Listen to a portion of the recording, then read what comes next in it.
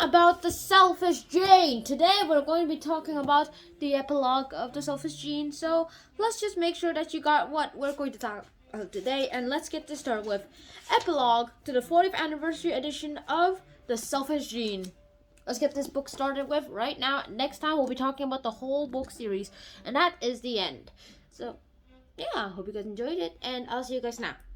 Scientists, unlike politicians, actually like to have the work to be being wrong. Politicians who change their minds at the last second are called flip-flops, saying, hey, I didn't change my mind, I just did, I always thought it like this. Yeah, because in politics it's more serious and it could actually ruin your reputation. However, scientists don't really have that many reputation, and it's okay to be wrong, they say. It's just that you learn something new. That's awesome, that's nice. And sometimes scientists might become like politician, like saying, haha, I must be right. No, this guy said my series wrong. I must be right. Look, here's proof.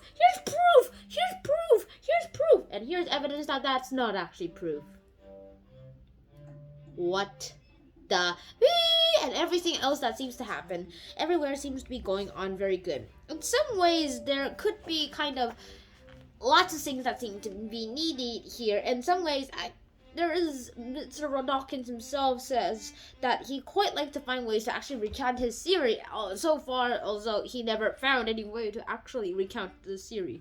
It almost seemed inevitable, even tantalizing, that a book with the word gene in the title, which even 40 years later needs drastic revision, and not outstanding discarding. This might be so if it were not that the gene in this book is actually used in a special sense, which kind of makes up for the way it's used. Tailored to evolution rather than embryology.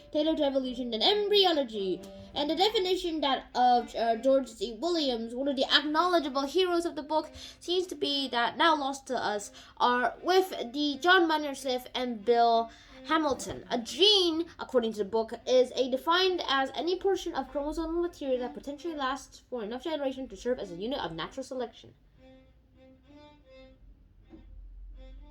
To be strict, this book should actually be called The Slightly Selfish Big Bit of Chromosome and This Even More Selfish Little Bit of Chromosome. And that's kind of really accurate, to be honest. However, it kind of depends on how you would think of it. Genes seem to have effect on the population effects, and gene achieves many of its goals through populations, and within how genes can actually affect their phenotypes and stuff.